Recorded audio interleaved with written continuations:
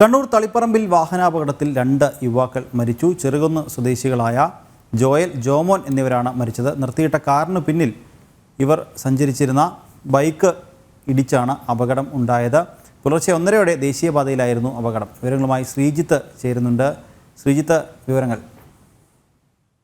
നിഖിൽ, ഇന്ന് പുലർച്ചെ 1 മണിയോടെയായിരുന്നു കണ്ണൂർ തളിപ്പറമ്പിൽ വാഹനാപകടത്തിൽ 2 യുവാക്കൾ മരിച്ചത്. ചെറുകുന്ന് സ്വദേശികളായ ജോയൽ ജോസഫ്, അതോടൊപ്പം തന്നെ ജോമോൻ ഡൊമിനിക് എന്നിവരാണ് മരിച്ചത്. ഇവർ സഞ്ചരിച്ച ബൈക്ക് നിർത്തിയിട്ടിരുന്ന കാറിൽ ഇടിക്കുകയായിരുന്നു. തളിപ്പറമ്പ് തിയേറ്ററിന് സമീപമാണ് ഇത്തരത്തിലൊരു അപകടം ഉണ്ടായത്. ഇരുവരും സഞ്ചരിച്ച ബൈക്ക് അമിത വേഗത്തിലായിരുന്നു എന്ന് നിലവിൽ പോലീസ് പറയുന്നു. ഇരുവരുടെ മൃതദേഹം കണ്ണൂർ മെഡിക്കൽ കോളേജ് ആശുപത്രിയിൽ സൂക്ഷിച്ചിരിക്കുകയാണ്. 10 മണിയോടെ തന്നെ പോസ്റ്റ്മോർട്ടം നടപടികൾ പൂർത്തിയാക്കി മൃതദേഹം ബന്ധുക്കൾക്ക് വിട്ടുകൊടുക്കുവാനാണ് ആശുപത്രിയുടെ തീരുമാനം.